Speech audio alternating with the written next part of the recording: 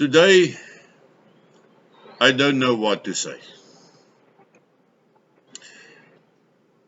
Except a good morning to all of you who is listening. It is day 27 of the national lockdown in South Africa. And last night, the president made an announcement which scares me quite a lot. And that is that they are going to activate another 73,000 military personnel. That's about the full contingent of the new South African Defence Force, including the reserves. Give and take a little. But that's a worrying factor because firstly it indicates to me that we are going to be under lockdown for still a long time to come. The call-up of the Defence Force is valid until the 26th of June. That is an indication that we might be under a total lockdown like we are now until then, or very close to that date. And I don't have a choice other than to think that we are now really approaching a very dangerous stage. We are approaching a minefield, and the government know it. They know that the people will not get their full salaries. Many won't get any salaries at all. Things are difficult as it is. South Africa is officially bankrupt. And when I listen to the president dishing out billions upon billions of rands, then I wonder, where is it going to come from? How are they going to do it? But the preparation of the military is an indication to me that they do expect violence in the streets of our cities. When people don't have food, they will loot, they will break, they will smoke whether cigarettes is allowed or not, and they will drink whether liquor is allowed or not. But the anger factor is starting to rise. People is busy getting angrier and angrier. If I just take my own reaction, then I don't know how less privileged people feel about it. Although I am a less privileged person, I think. Because I also don't have money for the end of the month. I can't pay rent, I can't pay water and lights. Hardly had enough left to buy food with. And you know what? I am one of those people that will probably obey all the rules of the lockdown. South Africans has been brought up to listen to their elders, to listen to authority, to be obedient.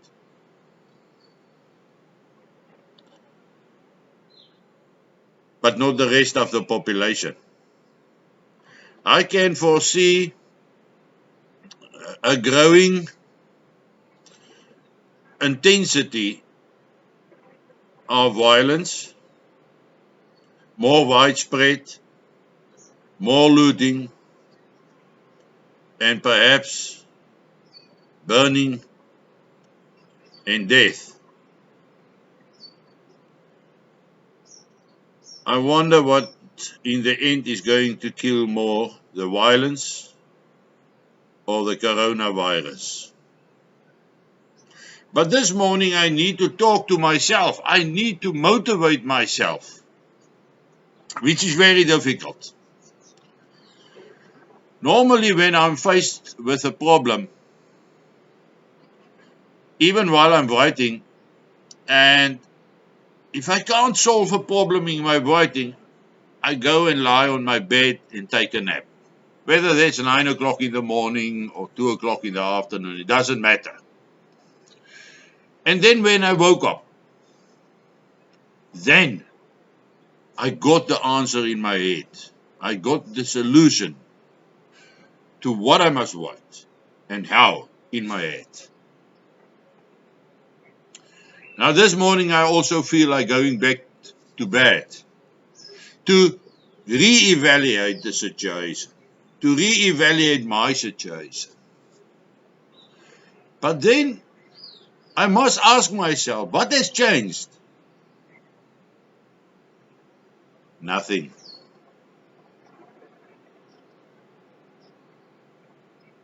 We got to get through this, even if they do extend it by another 2 to 3 weeks. And we will get through it. But this is the time to look up to the mountains, and to ask the question, where is my help coming from? My help comes from a living God,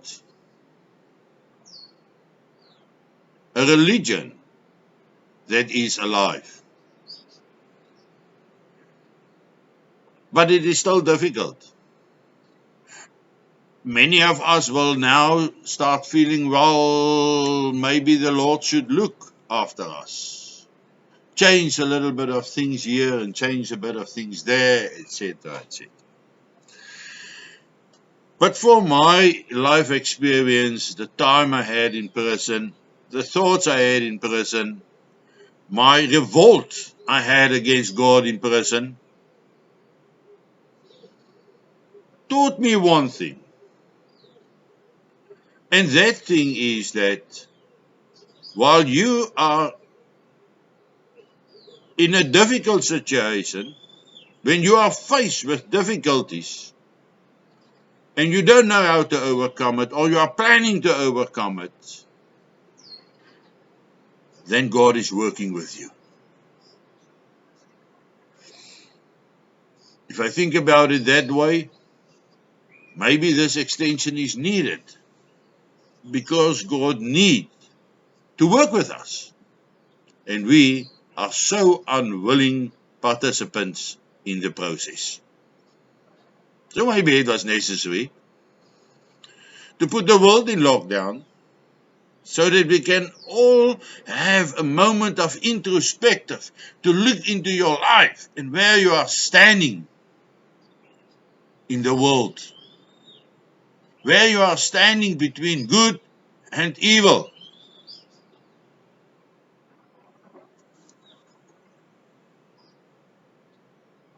So if it is God's will that this lockdown is extended, then we must accept the fact that we will survive it,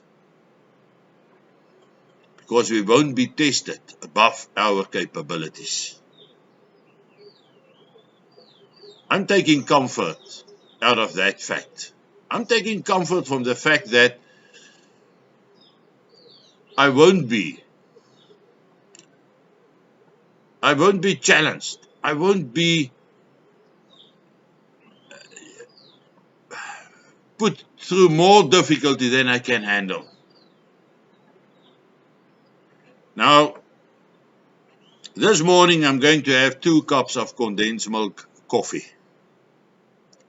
Very sweet. And I'm going to sit back and just retrace my steps for a moment or two and think about it all. And then think again. This morning, early, I've received a voice note from Jannie Breed one of my friends in Johannesburg who did got the virus. And he was hospitalized twice and only came home yesterday. And Jannie said to me, Wynand, this is the one disease that you don't want to have. Not everybody is responding the same to the virus, but in Jannie's case, he took it very badly, very severely. He's still suffering, he's still in isolation at his home, all by himself, going through a very difficult time. Now, if I look at Jannie, and I look at the situation of the coronavirus in South Africa, then I must agree that we have not reached the peak. We have not touched the tip of the iceberg yet. So, I do expect that there will be a huge increase still to come in the coronavirus situation. So maybe an extension is for our own best will. Maybe if we have to sit another 2 to 3 weeks in isolation, we will not get the virus, or it will minimize the possibility of getting the virus. Or we might have to go the way that Jannie did. For our 60-plussers, we are more at risk. If you got a stent in your heart or any kind of surgery on your heart, apparently that makes you more susceptible to the virus. Other type of illnesses that can put you in more danger. So maybe it's for the best. But I remind myself that we still got the biggest thing, the biggest present that we can have is to be alive. And this morning, if you listen to these words of mine, then you are still alive. And then you got the responsibility to live. Because when you are alive, you got to live. So within the confines of the walls of your house, you must live. Just like I did. Between the cells, the walls of my cell in Angola. For 837 days. I had to do it. We can do it. If we need another 2 weeks, then we can do it. Friends, don't be disheartened. Be positive. Stick to your routine. Do something today. Change your mind shift today so that it is easier tomorrow. Guys, if you like this daily broadcast of mine, please go and subscribe on YouTube. Like it on YouTube because I need the subscriptions at this stage. In the meanwhile, I am working on an English version of Joseph's Cloak, which hopefully will be ready. And to all my English friends internationally, you can go to www.kobo.com and all my books are there. Or you may order them from Francis as the email address below is indicating. Have a nice day. Thank you.